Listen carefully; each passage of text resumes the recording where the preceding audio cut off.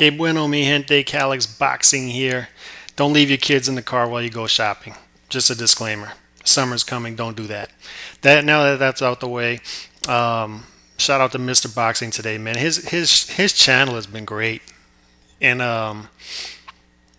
shout out to him for doing the heavyweight spotlight because I think that's something that's needed. That's a niche that needed to be filled in YTBC because I feel like a lot of people have gone away from that division, and rightfully so over the past how many years, 5, 10 years, being that division has been pretty boring and one-sided.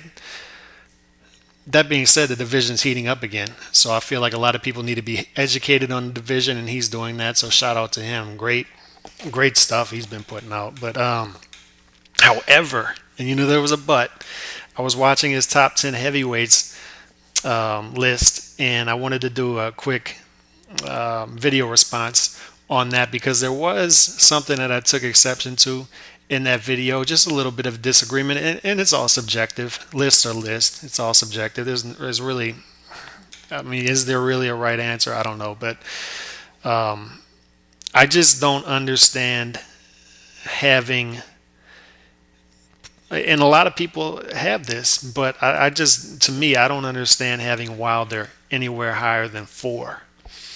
And the rest of his list, dude, his list was on point. It was good, but to have Wilder ranked ahead of Klitschko, I just don't. I don't see it.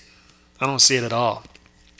I don't even see him higher than Povetkin's resume is really good, and obviously Klitschko's as well.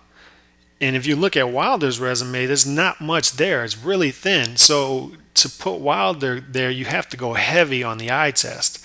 And the problem with the eye test is if the guy's resume is not strong, you're going heavy on potential and you're going heavy on perception.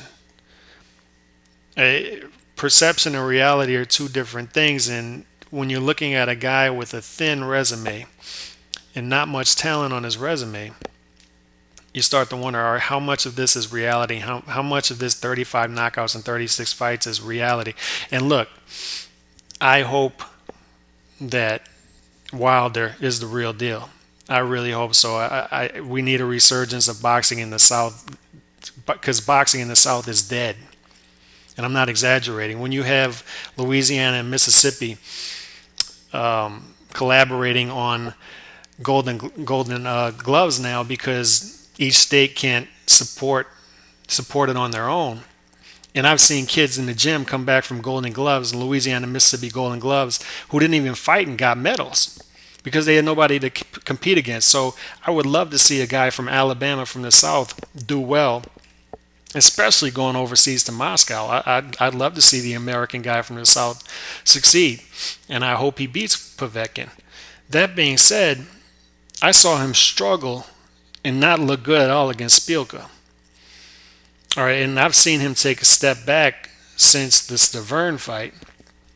So when I hear people say Klitschko didn't look good against Fury, first of all, Fury is probably top on everybody's list right now. Second, and he struggled a little bit against Jennings as well. A lot of that had to do with the ref finally doing what he was supposed to do in a Klitschko fight and breaking up clinches. But yes, he struggled in his last 2 fights. That being said, look what he did before that. And I just don't understand dropping a guy a couple spots after 1 loss and having a guy who hasn't beat anybody and struggled himself in his last fight jump him. I'm not understanding that. The resume has to count for something.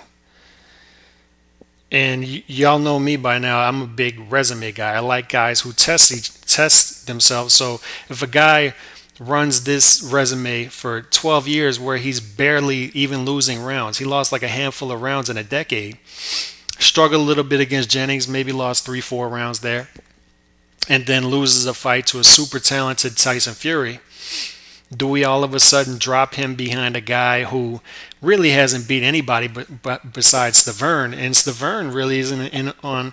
Where's Stavern now? He's not on anybody's top 10 list, and that's his biggest win. So to me, the toughness of the resume has to mean something.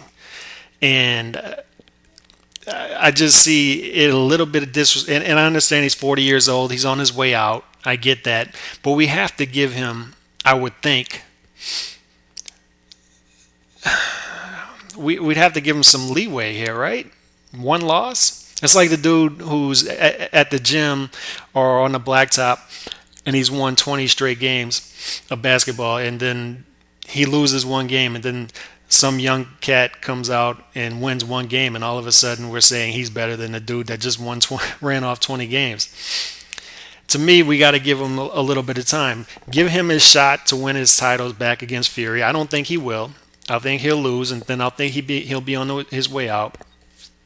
And then we can drop him behind Wilder, who will hopefully be Povetkin. I don't know if he will.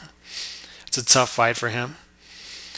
And I would have Wilder fourth. I'd have Wilder behind Povetkin as well. But I mean, let's go back to this. Maybe I can clear this up a little better. Povetkin, Klitschko fought Povetkin.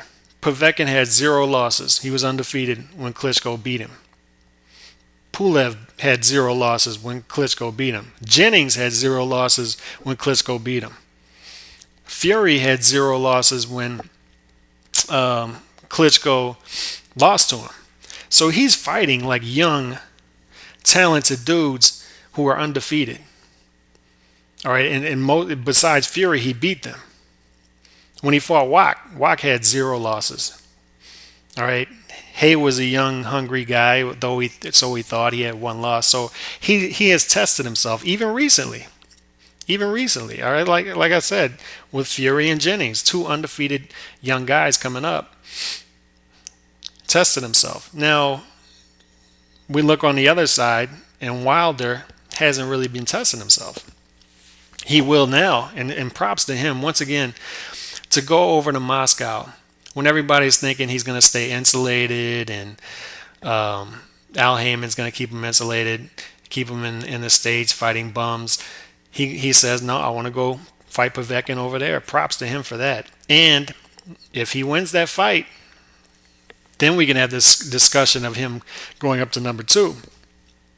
But I think it's a little bit too premature for that right now. A couple of months from now, he could be the clear number 2.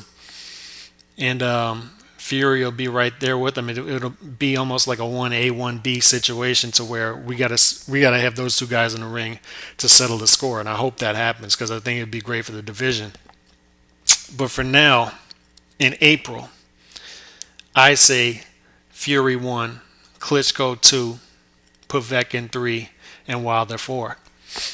The good thing is 3 and 4 are about to fight each other. So we're going to get some closure there, and 1 and 2 are going to fight each other. So we almost have like a little semifinals thing going on here. Whether the winner fights the winner, I don't know. We'll see, hopefully so. I think there are some other guys who want those fights as well, so we'll see. But the good news is 1 on my resume, 1 on my list is fighting number 2, and 3 is fighting number 4. So that's the good news. And props to those guys for taking those challenges. Other than that, that's my top 4. So a little bit of disagreement there. But once again, props to MBT2 for the great videos he's been putting out. Peace.